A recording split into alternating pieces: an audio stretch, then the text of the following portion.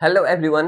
काफी सारे स्टूडेंट्स के ये मन में कॉमन डाउट उठ रहे थे कि भैया सीसेप काउंसलिंग में कौन सा रैंक यूज होता है काउंसलिंग के टाइम।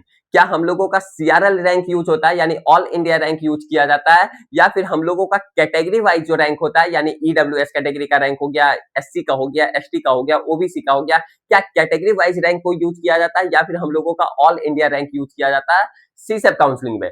अगर आपके भी मन में ऐसा सवाल उठ रहा है तो आपके लिए यह वीडियो काफी इंपॉर्टेंट होने वाला है, क्योंकि इस वीडियो के आगे में हम आप सभी को सारी जानकारी बताने वाले हैं। साथ ही साथ सीसेप का तो बताएंगे ही, उसके साथ साथ हम आप सभी को जोसा में भी ये फिर बताने वाले हैं, और जितने भी स्टेट लेवल का काउंसलिंग होता है उसमें भी आप सभी को बताने वाले हैं कि आखिर कौन सा रैंक को यूज किया जाता है काउंसलिंग के टाइम। ठीक है, जिसके कारण आप गलती नहीं कर बैठे, क्योंकि स्टूडेंट्स जो होता है वो काउंसलिंग के टाइम, चॉइस फिलिंग के टाइम अपना वो गलती कर बैठते हैं कि सीआरएल रैंक के अकॉर्डिंग वहां पे अरेंज किया जाए या फिर कैटेगरी वाइज रैंक के अकॉर्डिंग ये फिर अरेंज किया जाए कॉलेज या फिर ब्रांच को। ये सारा डाउट आप सभी को इस वीडियो के माध्यम से पूरा क्लियर हो जाएगा। ठीक है, अगर इसके अलावा भी कुछ डाउट अगर आपके मन में उठ रहा है तो आप लोग इस नंबर पे कॉल करके या फिर व्हाट्सएप पे मैसेज करके अधिक से अधिक जानकारी को प्राप्त कर सकते हैं। इस नंबर को आप लोग अभिजीत भैया या फिर विद्या डैनी एकेडमी के नाम से आप लोग सेव कर लीजिएगा। ओके, अब हम आप सभी को बताने वाले हैं कि आखिर सीसेप काउंसलिंग जो होता है इसमें आपका सीआरएल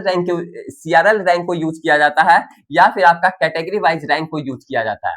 ठीक है, मैं आप सभी को बता देना चाहता हूं, देखिए, क्योंकि यहाँ पे जैसे ही आप लोग देख रहे हैं, यहाँ पे ये आपका जोसा का ये आपका क्लोजिंग रैंक और ओपनिंग रैंक यहाँ पे दिया हुआ है। ठीक है, ये आपका जोसा का ऑफिशियल साइट है, जैसा कि आप लोग देख रहे हैं।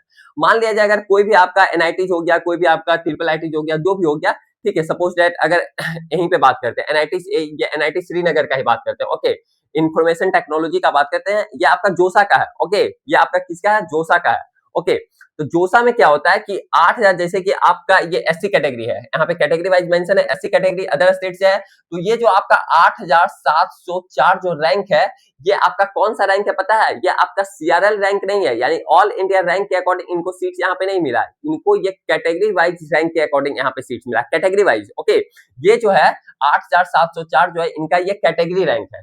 समझ रहे हैं? इस तरीके से जो भी है, मान लीजिए ये आपका ओपन से हो गए, ओपन। ठीक है, तो ये जो है 68,297, ये कौन सा रैंक है पता है? ये इनका ऑल इंडिया रैंक है। क्यों ऑल इंडिया रैंक है? क्योंकि ये कैटेगरी वाइज मतलब कोई ये मतलब ओपन से ये किए हैं, जनरल न्यूट्रल से किए हैं। समझ रहे हैं? इनका ना ईडब्ल्यूएस है, ना ओबीसी है, ना एससी, ना एसटी है। इस तरीके से अगर आप देख सकते हैं, ये आपका ओबीसी एनसीएल, तो ये जो आपका है 51,10,000 10,000 लाख 1,12,1,12,100, तो ये जो आपका कौन सा रैंक है पता है? ये आपका ओबीसी रैंक है, यानी आपका ये कैटेगरी रैंक है। समझ रहे हैं ना? बात को समझ रहे हैं ना? ध्यान से अच्छे से समझिएगा। इस तरीके से अदर स्टेट ओपन, ये जो है 33,421 ये इनका ओपन रैंक है।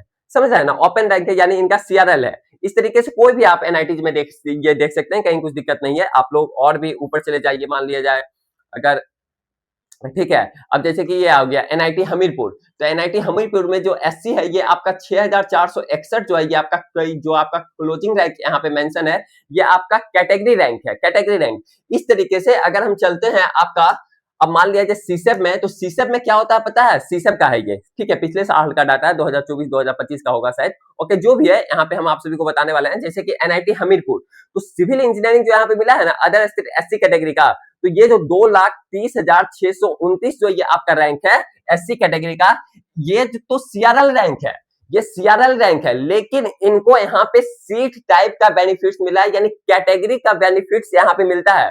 सीसेप काउंसलिंग में थोड़ा ध्यान से समझिएगा, ये चीज स्टूडेंट्स लोग समझते ही नहीं है, पेरेंट्स लोग समझते ही नहीं है। यानी कहने का मतलब क्या होता है पता है?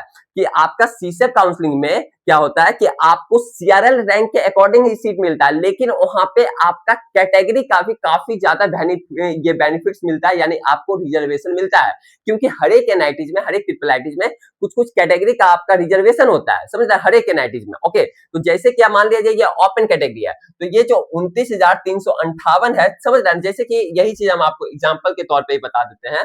मान लिया जाए जैसे कि एनआईटी टेक्नोलॉजी का ही बात करते हैं, जैसे सपोज दैट, देखिए ध्यान से समझिएगा यहीं पे। ठीक है, अब जैसे कि मान लिया जाए एनआईटी जालंधर हो गया। ठीक है, एनआईटी जालंधर है, ये आपका बायोटेक ये ब्रांच मिला है ओबीसी एनसीएल को, सेम ब्रांच। ठीक है, सेम ब्रांच मिला है ओबीसी एनसीएल को, ये मिला 61,819 रैंक पे मिला है। ठीक है, 61,819 रैंक पे ये, लेकिन यही एसटी कैटेगरी वाले को कितना पे मिला है, 2,82,975 रैंक पे। देख रहे हैं कितना का डिफरेंस है, कितना का ये डिफरेंस है। तो ये इनका ऑल इंडिया रैंक ही है, ये इनका ऑल इंडिया रैंक ही है, ध्यान से समझिएगा।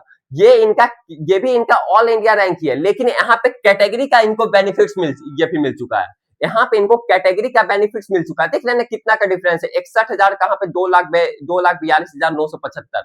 मतलब कि समझिए तो एक तरीके से 2.25 लाख का अंतर है, 2.25 लाख से भी ये फिर अधिक का। तो ये इनको कैटेगरी पे बेनिफिट्स मिला है, जबकि सेम ब्रांच सेम कॉलेज। देख रहे हैं ना बात को। तो ये चीज आपका है। फिर ओबीसी एनसीएल का यहाँ पे देख, ये तो ओबीसी एनसीएल का वो भी था। ओके, इस तरीके से आप लोग कोई भी देख सकते हैं। ओके, मान लीजिए यही देख लीजिए, केमिकल इंजीनियरिंग आपका क्या बोलते हैं, एनआईटी जालंधर, जो कि पंजाब में है। आपका देखिए ओपन कैटेगरी में कितना पे मिला है, 64,188। ये आपका कौन सा रैंक है, सीआरएल रैंक है, यानी ऑल इंडिया रैंक है। लेकिन ओपन, यही आप ईडब्ल्यूएस का देख लीजिए तो इसमें मिला 86,903 रैंक पे मिला है। यानी आप देख सकते हैं कि कितना का रैंक का डिफरेंस है, समझ आया ना। 64 मतलब 20,000 रैंक का भी डिफरेंस है, 20,000 के अधिक रैंक का ही डिफरेंस है। तो ये सब क्या है, ये सब आपका क्या है, ये सब आपका कैटेगरी पे इनको बेनिफिट्स मिला है। यानी यहाँ पे सीआरएल रैंक के अकॉर्डिंग तो होता है, लेकिन कैटेगरी का भी यहाँ पे बेनिफिट्स मिलता है आपको सीसब काउंसलिंग में। ध्यान से समझ गए, कहीं कुछ दिक्कत नहीं है। तो आप लोग इस तरीके से ही चॉइस फिलिंग कीजिएगा। अगर आपका भी लाखों में रैंक है तो वहां पे एडमिशन होगा, बशर्ते कि आपको सही तरीके से चॉइस फिलिंग करना। अगर आपको काउंसलिंग सपोर्ट को ज्वाइन करना है तो आप लोग काउंसलिंग सपोर्ट को ज्वाइन कर सकते हैं इस तरीके से, ठीक है। इसी वीडियो के डिस्क्रिप्शन बॉक्स में इसका लिंक दिया हुआ है, क्योंकि इस बार सीसेप काउंसलिंग में आपका 15,000 के लगभग सीट्स वैकेंट रहने वाला है। अगर आप अच्छे तरीके से आप अपना चॉइस फिलिंग करवाना चाहते हैं, अच्छे एक्सपीरियंस लोगों से करवाना चाहते हैं, एक्सपर्ट लोगों से करवाना चाहते हैं जिनके पास 4 से 5 साल का एक्सपीरियंस है, तो आप लोग जरूर काउंसलिंग सपोर्ट को ज्वाइन कीजिए। आपका सही तरीके से चॉइस फिलिंग करके दिया जाएगा। और इस पे हम पार्टिकुलरली आपको वीडियो भी बना चुके हैं कि आपका अगर कितना रैंक होना चाहिए एनआईटीज के लिए, ट्रिपल आईटीज के लिए, जीएफटीआईज के लिए, कैटेगरी वाइज में इस पे ऑलरेडी वीडियो बन चुका है। तो आप जरूर पार्टिसिपेट कीजिए, क्योंकि जो भी यहाँ पे वीडियो आएगा सारा कुछ ऑथेंटिक आएगा, सारा कुछ सही जानकारी लेकर के आएंगे। इसलिए आप लोग चैनल को सब्सक्राइब करके बेल आइकन ऑन करके रख लीजिए, क्योंकि ऐसा इंपॉर्टेंट वीडियो आपको इस चैनल पे मिलता रहेगा।